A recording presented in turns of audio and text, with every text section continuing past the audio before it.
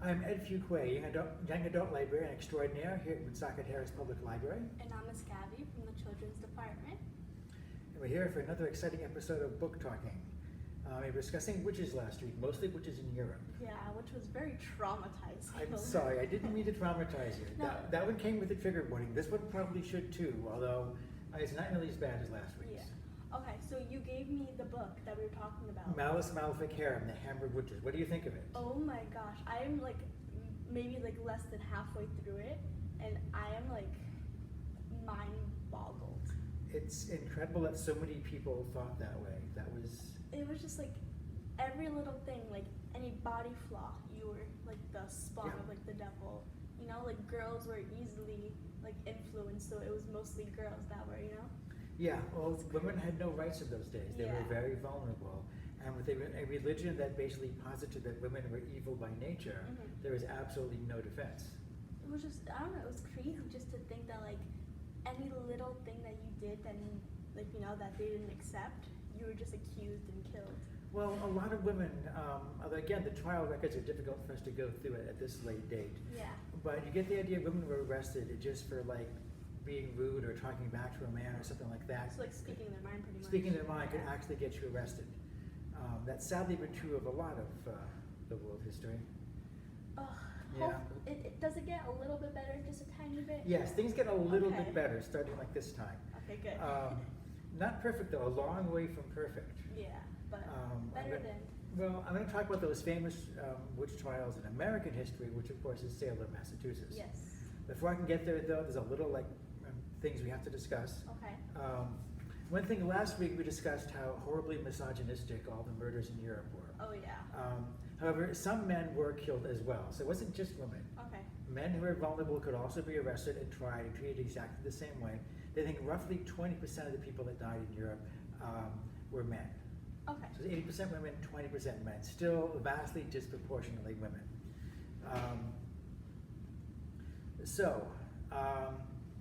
Salem is in Massachusetts, which is part of New England.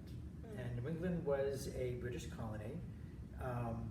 The Salem witch trials took place before America was separated from Britain. Yeah. So it was still under British rule at that time.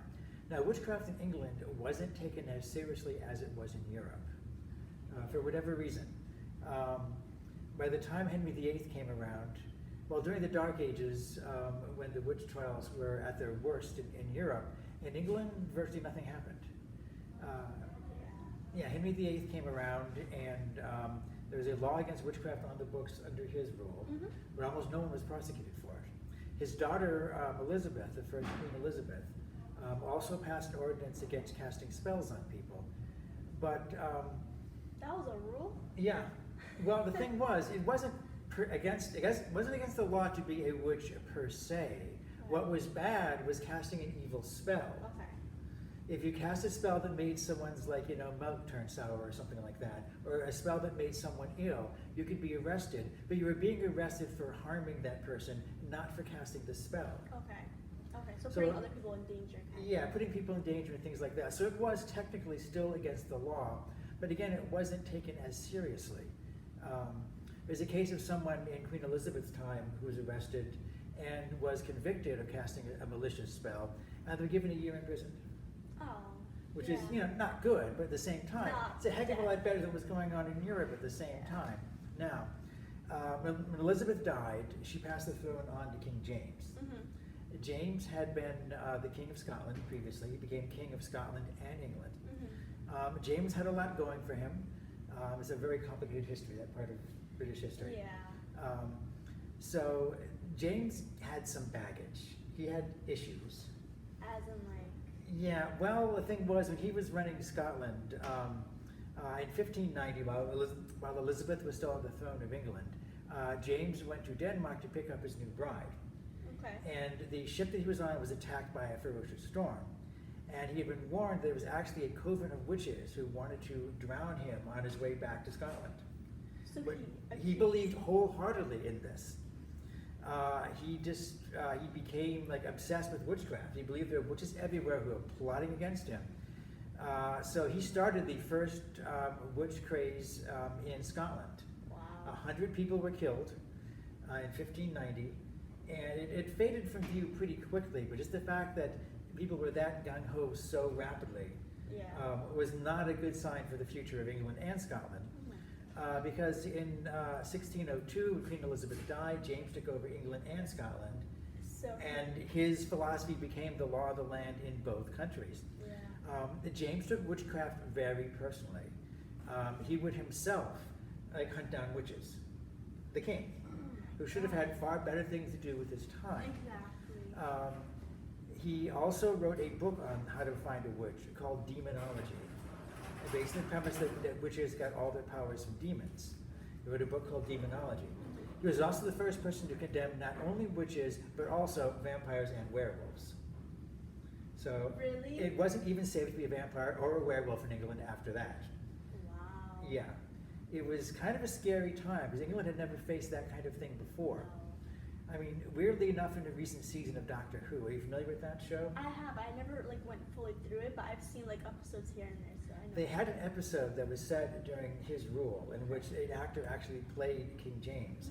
And oddly enough, they made him kind of a buffoon, a clownish character, who is pursuing witches but gets sidetracked really easily and joins forces with the Doctor, who in this incarnation is a woman herself, which doesn't seem to remotely bother James, even though he was condemning women right and left. Yeah, so the episode leaves an odd taste in people's mouth. It's kind of odd. So England suddenly started taking it a lot more seriously. They started putting women on trial and killing them.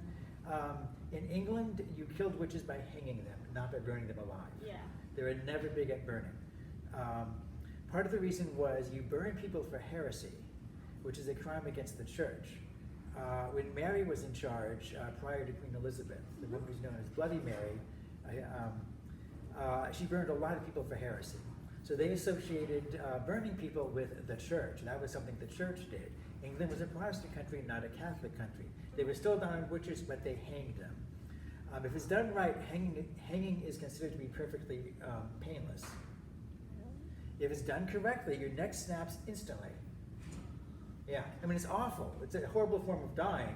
But as opposed to being burned at the stake, where you can spend half an hour being roasted alive. I thought that when you get I don't know, when someone tries burning you or something, the smoke kills you. Well, that was the issue that they faced. They wanted to kill the witches by fire, but the wood produced so much smoke that people actually died from smoke inhalation before they could be burned alive. It bothered the church so much they kept trying to find different kinds of wood they could use to produce less smoke, different ways to stack the wood and things like that, to make sure it was actually the flames that horribly killed them rather than the smoke. Something people actually lost sleep over back in the day. How would we burn someone alive? The church worried about that. God. But not in England. In England, throughout history, only one person we know of was burned alive, and that was just kind of a fluke. Maybe they couldn't find the right kind of rope. I don't know. So James was in charge, and hating witches was like the law of the land. Shakespeare was writing at the time.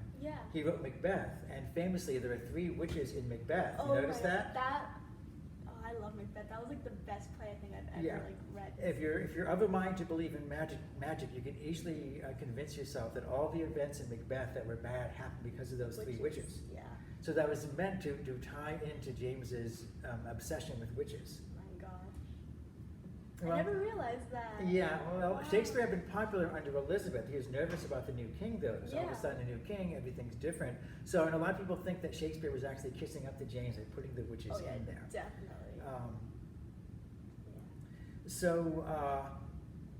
England, as I said, was never as bad as Europe. They didn't do a lot of torture. Suspects they arrested were tortured. It was totally legal, but it wasn't as big a thing as it was in Europe. The thing they did in England that was so horrifically awful, and why they settled on this as a peculiar British way of torturing and killing people, I don't know. Someone decided in England that a witch is lighter than water and therefore will always float. So they would tie women up and toss them into a lake. And if they floated, they were clearly a witch and could be executed. Don't they all float? Well, not necessarily, because if you're tied up, they frequently just drowned. And so if they died and didn't come to the surface, they must have been innocent. But they're dead. But they're still dead. They're still just as dead. Yeah, Monty Python and the Holy Grail made fun of this a lot because it's so stupid. You really can't think about it for very long without your brain starting to hurt. Couldn't have thought of any other way to like maybe keep someone alive. Yeah, I don't know. There was a theory. I was also a theory that a woman who was a witch would be like lighter than a stack of Bibles. Really? But how many Bibles made a stack? And you know, it was Weird. Yeah. Weird concept. Criminal justice system. It's a lot of peculiarities to it. Let's just say we've come a long way from We there. have. But in 1645, they still had a long way to go. 1645, the English Civil War broke out. There was a lot of chaos. There was crop failure. During a chaotic time, people always look for scapegoats. Oh yeah. And at this time, the government of England was mostly worried about not being killed by other people who wanted to be the government of England. So the court system and the laws were kind of like, became secondary for a while. And this created a power vacuum. And someone stepped up to fill that vacuum. That was Matthew Hopkins, Witchfinder General. Is that his title? Yes, he gave himself that title. He wanted people to call him the Witchfinder General, which says a lot about his personality. Oh yeah, a lot. He was also played by Vincent Price in a famous movie, but it says a lot about him too. If you cast Vincent Price as the guy, you know, yeah, he's got to be up to no good. Oh my god. His career was relatively short. He was only active for 18 months. He killed around 200 people, which is a lot for one person. Yeah. It wasn't like he was part of a huge movement. It was really just him. Oh my gosh. He became so popular so fast that town magistrates didn't want to defy him. And the people who were higher up in charge had bigger things to worry about. There were battles in the British Civil War going on at the time. So while this was going on, he was sneaking around from one small town to another, coming in with his gang of assistants. And they would arrest various women and question them, and they would confiscate their goods and pay their own salaries from everything these women owned. Wow. And naturally they went after women who were hermits, women who were widows, and things like that. What are hermits? Someone that lives alone in the woods. Oh, okay. Yeah, someone that shuns polite society and lives all by themselves. That's kind of like how the social media world kind of like sees witches. Yeah, it's got a bad connotation. Yeah. And a spinster, a woman who never found a husband. She was obviously an agent of the devil. Yeah. I don't get it. Yeah, it's misogyny. Male power structures are uncomfortable by women who don't fit into the categories they provide. Wow. Any woman that sticks out, who doesn't fit into a pre-assigned role, You're a is witch. suspicious. Yeah. In this time period, they could get rid of them. He went from one town to another doing this for just over a year, and then eventually the English Civil War settled down.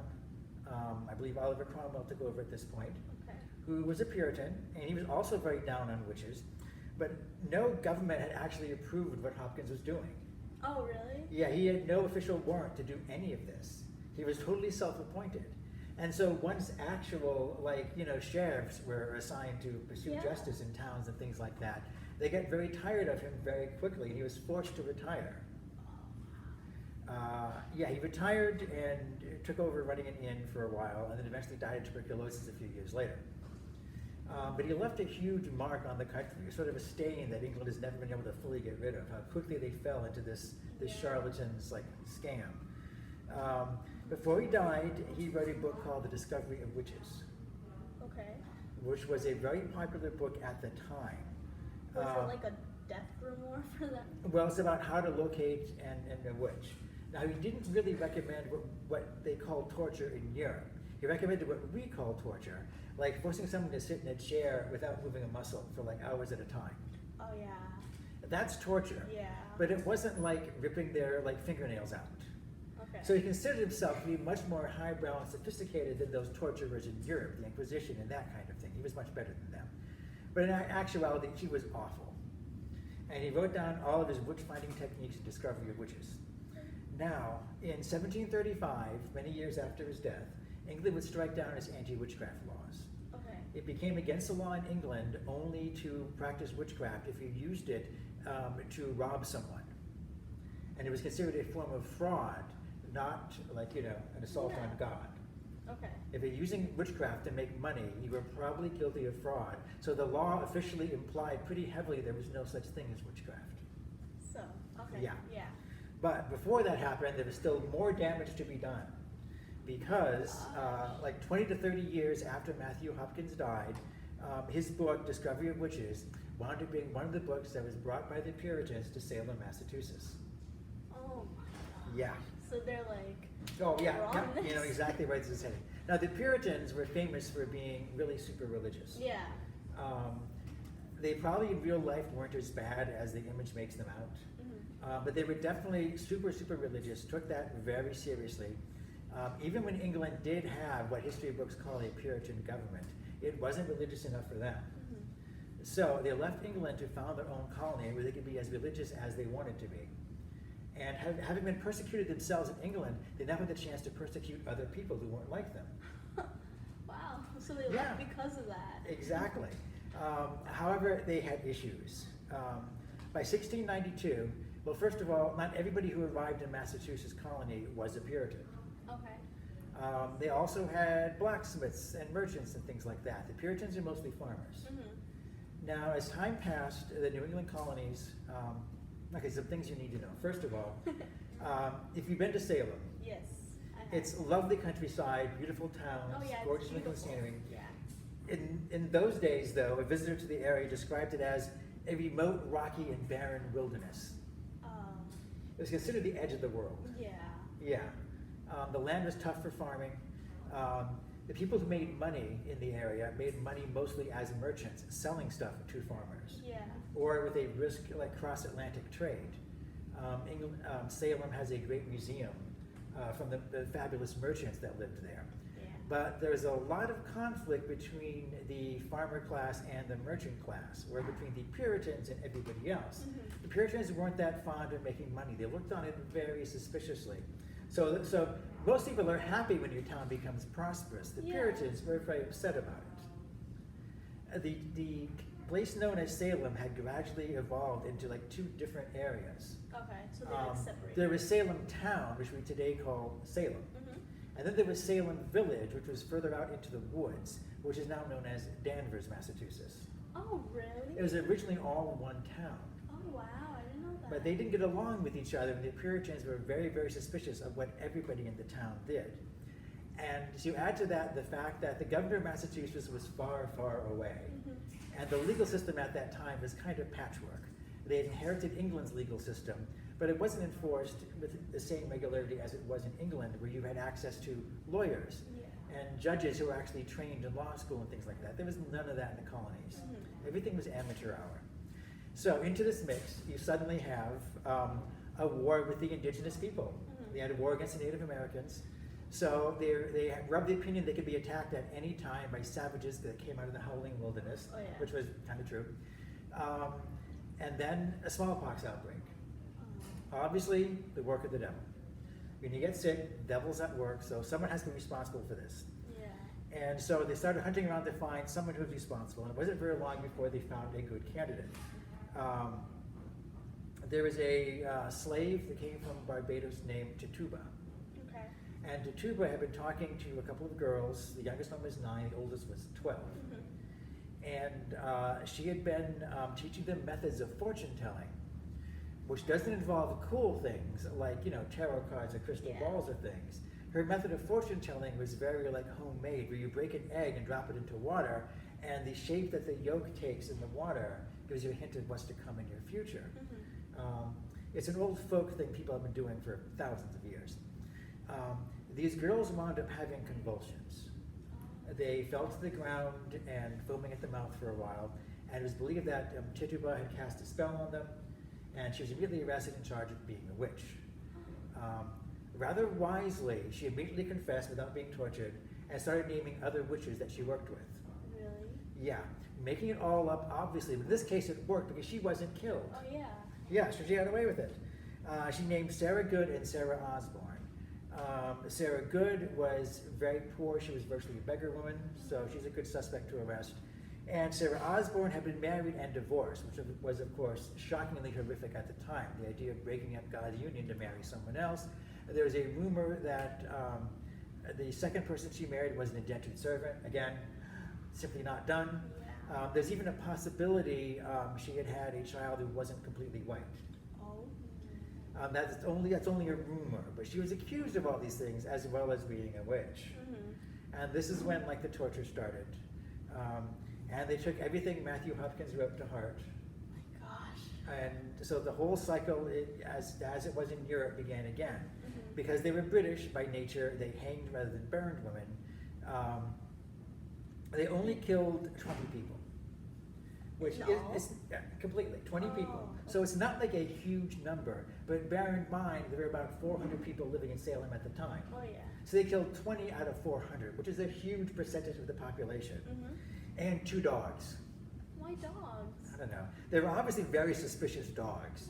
They did something that aroused the ire of the... What does a dog have to do to be suspicious? To be I don't know. I don't know. That's Matthew Hopkins once forced a witch in England to give up all of her familiars, who are the magical animals given to her by the devil. And she supposedly called a bunch of animals into his presence, including a cat named Pyewacket, which is a great name for a cat, I think. I'll have a cat named Pyewacket one day. And a bunny rabbit called Sugar. But clearly an agent of the devil. If you have a bunny rabbit you call Sugar. Yeah, it's all there in the court documents. So yeah, is America only 2 dogs were killed. Okay, I can just imagine the court documents. Yeah. Suspects. In Europe, animals were accused of crimes all the time. The judges couldn't possibly have taken it seriously, and it apparently happened all the time. So you had 19 women who were hanged. Yeah. Actually, not all women, some of them were men. And one guy who was pressed to death. Is that when they like turn something and like crushes you? No, it's close to that. His name was Giles Corey. Okay. His wife had been accused of witchcraft, and so he immediately stood up and said in public, "This is crazy, my wife isn't a witch." Well, he's an agent of the devil, clearly. Yeah. They arrested him. They demanded that he enter a plea. If he pleads innocent, they'll torture him until he confesses, and if he pleads guilty, they'll just execute him. Now, he had some money and wanted his children to inherit it.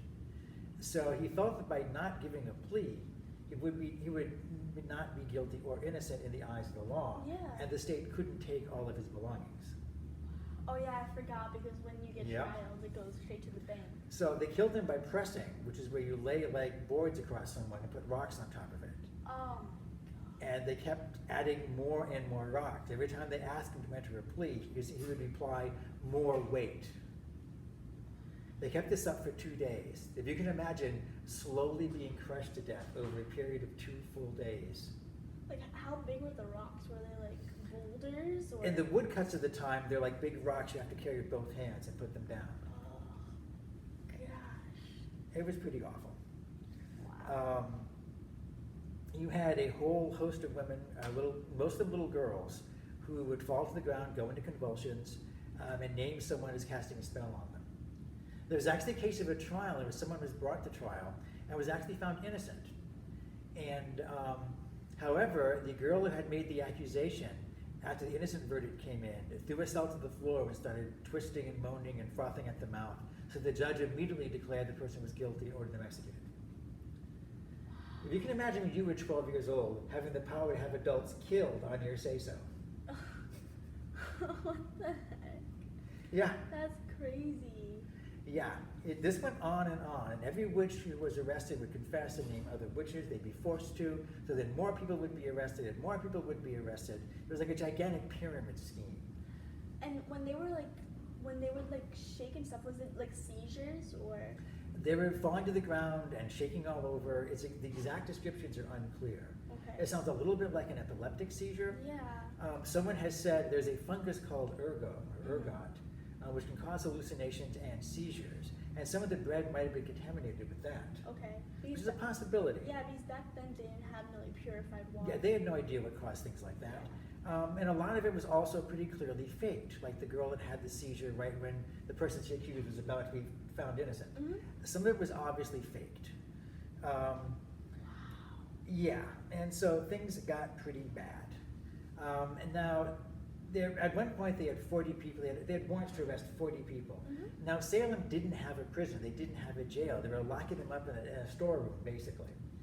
So in order to expedite justice, the governor had called for a special trial And they brought in a judge, not a real judge as we would call it, but at least they had someone in charge who was running them through as fast as he could. So this is what led to the deaths of 20 people while this was going on. However, remember I said everything increased like a pyramid? Yeah. And people higher and higher on the social ladder started to get accused of things.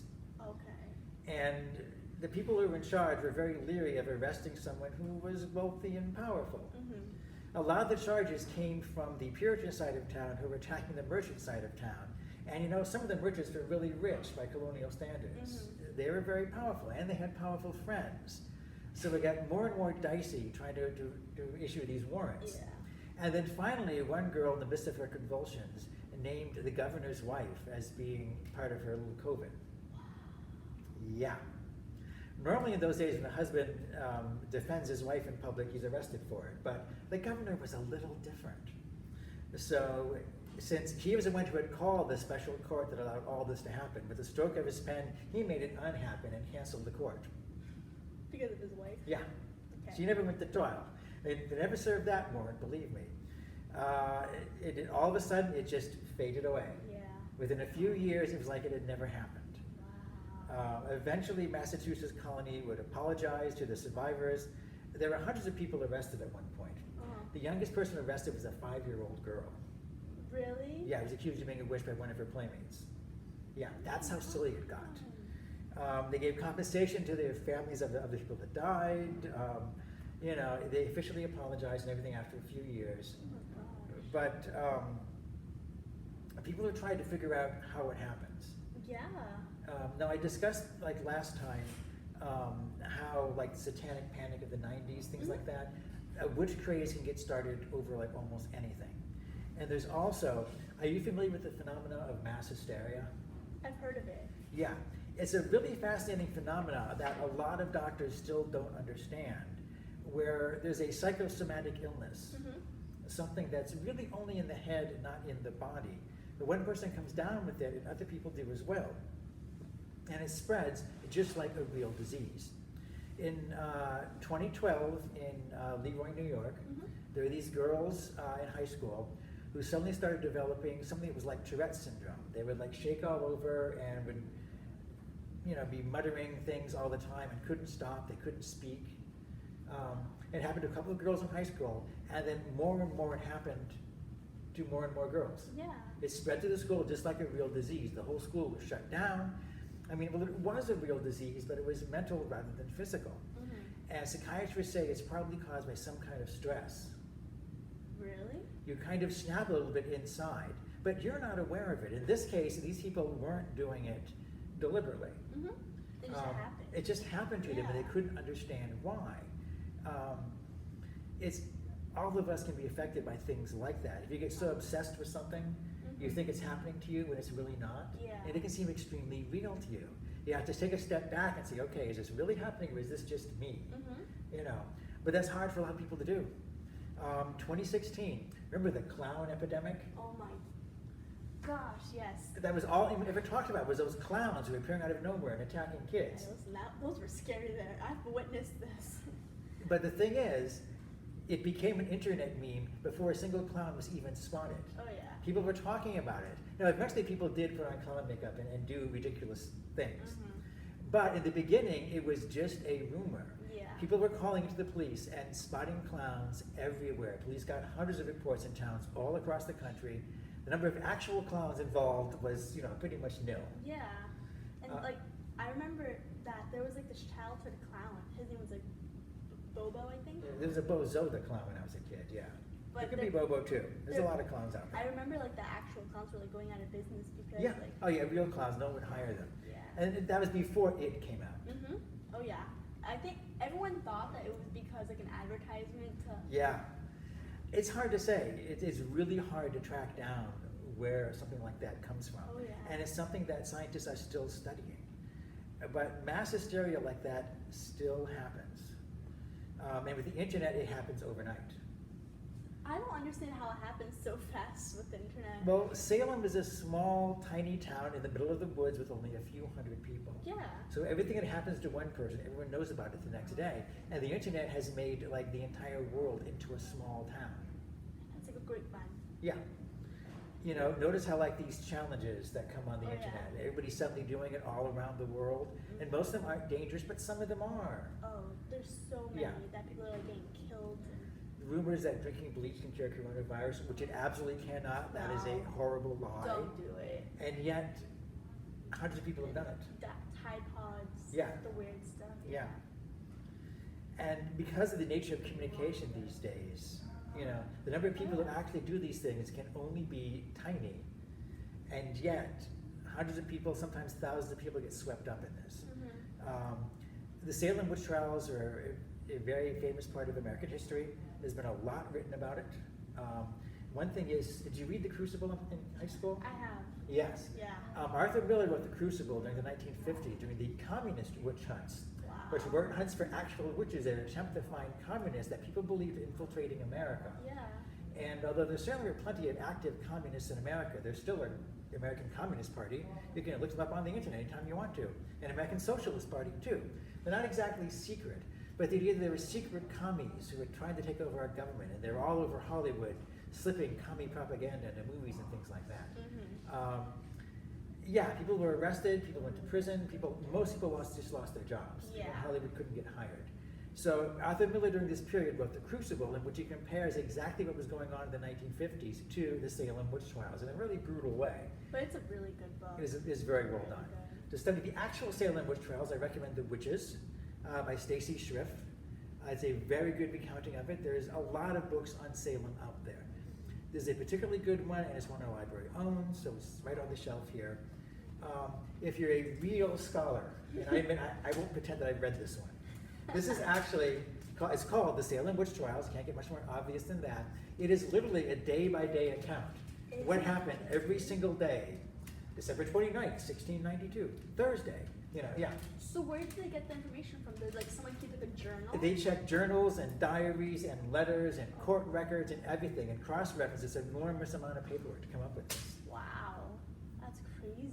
Yeah, a lot of work went into that. But if you're seriously interested in the period of the Salem witch trials, you have to read that, or at least go through and look up the important dates when everything happened. That's cool. So Salem right now is a huge tourist attraction. Oh yeah, it's They have a gigantic parade every Halloween. Oh, it's cool. It's cool. I recommend going to Salem. So now Salem is a wonderful place to visit. Back in the 1600s, not so much. No. Yeah. I don't know. It's weird to think that like the places that are such big tourist areas now were once like nothing, pretty much. Yeah. It's weird. Yeah, I actually laughed when I was reading this description of Salem as a howling, barren wilderness. Because like now there's like shops on Yeah, every like you can't get away from the strip malls. No. Yeah. It's cool though. All right. For next week, I have had a request. Which is?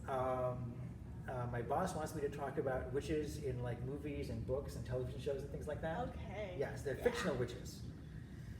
So we are tackling that topic next time on Booktalking. Until then, I have been Ed. And I'm Miss Gabby. We'll see you next time. Meanwhile, be safe. Bye. Bye.